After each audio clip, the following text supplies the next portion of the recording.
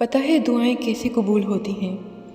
تم دعائیں بھی مانگ رہے ہو اور ڈر بھی رہے ہو کہ پتہ نہیں تمہاری دعائیں قبول ہوں گی بھی یا نہیں۔ تم پریشان ہو کہ جو خواہش کب سے تمہارے دل و دماغ میں ہے اسے دعا میں مانگنا چاہیے یا نہیں۔ تم دعائیں مانگتے ہوئے کچھ ہچکچا سے رہے ہو، ہے نا؟ اللہ فرماتا ہے کہ مجھ سے دعا کرو، میں تمہاری دعا قبول کروں گا، اور اللہ تعالیٰ قرآن میں فرماتا ہے کہ اللہ کا وعدہ حق ہے۔ تو جب اللہ وعدہ کر رہا ہے تو پھر تم شک میں کیوں ہو؟ اور پتہ ہے دعائیں کب قبول ہوتی ہیں؟ دعاؤں کے قبول ہونے کی سب سے بڑی نشانی تمہارا اللہ پر یقین ہے۔ تمہاری دعاؤں کی قبولیت کا سارا انحصار تمہارے یقین پر ہے۔ یہاں یقین کامل ہوا اور وہاں دعا مقبول ہو گئی۔ دعا کو قبول ہونے میں سیکنڈ بھی نہیں لگتے اگر یقین کامل ہو، کیونکہ جس سے تم مانگ رہے ہو وہ دنیا کی ہر چیز پر قادر ہے۔ اس لیے تمہیں اپنے یقین پر کام کرنا ہوگا۔ اور پتہ ہے جب یقین کرتے ہیں تب کیا کرنا ہوتا ہے؟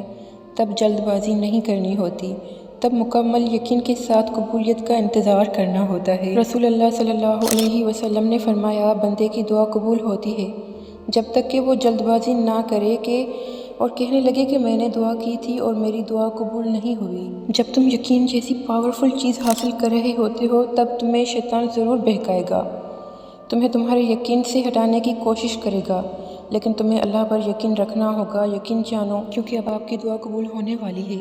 جب ہمارا کوئی کام پھنسا ہوا ہوتا ہے اور ہمیں پتہ ہوتا ہے کہ فلاں بااثر شخص ہمارا یہ کام کر سکتا ہے، یا پھر فلاں پاورفل انسان کے اختیار میں ہے کہ یہ ہمارا کام ہو جائے، تو ہم ان کے پاس جاتے ہیں، ریکویسٹ کرتے ہیں، بہت اچھے طریقے سے بات کرتے ہیں، اور پھر ہمیں یہ یقین بھی ہوتا ہے کہ یہ انسان ہمارا کام کر دے گا۔ جب ہمیں ایک انسان پر اتنا یقین ہوتا ہے تو ہم اس دو جہاں کے بنانے والے پر اتنا یقین کیوں نہیں کرتے، جس کے ہاتھ میں ہر چیز ہے، جس کے ہاتھ میں ہماری جان ہے۔ کوئی پتہ بھی نہیں ہلتا مگر اللہ کی مرضی سے۔ انسانوں سے زیادہ گہرا یقین پرندوں کا ہوتا ہے اللہ پر۔ جب وہ رات کو خالی ہاتھ اپنے ساتھ کچھ بھی نہیں لے جاتے اپنے گھونسلوں میں، تو صبح اس یقین کے ساتھ اٹھتے ہیں کہ جس نے زندگی دی ہے اس نے رزق دینے کا وعدہ بھی کیا ہے۔ اللہ تعالیٰ فرماتا ہے کہ میں اپنے بندے کے گمان کے جیسا ہوں، مطلب جیسا میرا بندہ میرے بارے میں گمان کرتا ہے میں ویسا ہی ہوں۔ تو آپ جس طرح کا یقین رکھیں گے، جس طرح کی نیت اپنی سوچ رکھیں گے، آپ کے ساتھ بالکل وہی معاملہ پیش آئے گا۔ اگر آپ یقین رکھتے ہیں کہ اللہ ہے نا، اللہ یہ میرا مسئلہ حل کر دے گا، تو آپ کا مسئلہ حل ہو جاتا ہے۔ اگر آپ یہ سوچتے رہیں گے کہ نہیں یہ میرا مسئلہ تو حل ہو ہی نہیں سکتا، یہ مسلسل شیطان کے وار ہوتے ہیں آپ پر تاکہ وہ آپ کو مایوس اور نا امید کر سکے اللہ سے، کیونکہ اللہ کو مایوسی سخت ناپسند ہے۔ اگر اللہ نے ہماری دعائیں قبول نہ کرنی ہوتی تو وہ کبھی بھی ہمیں دعا کا اختیار نہ دیتا۔ مومن کے پاس سب سے بڑا ہتھیار دعا ہوتا ہے، وہ چاہے تو اس کو بڑھا دے اور چاہے تو اس کو کم کر دے۔ آپ دعائیں مانگیں لیکن یقین کے ساتھ۔ آپ کو اس طرح کا یقین ہونا چاہیے جس طرح یوسف علیہ السلام کو تھا اندھیرے کنویں میں کہ مجھے میرا رب اس سے ضرور باہر نکالے گا۔ جب حضرت یوسف علیہ السلام کو مصر کے بازار میں بیچا جا رہا تھا تو یوسف علیہ السلام کو یہ یقین تھا کہ اللہ میرے ساتھ ہے۔ تو دیکھیں اللہ نے ان کے ساتھ کیا کیا، اللہ نے ان کو مصر کا بادشاہ بنا دیا۔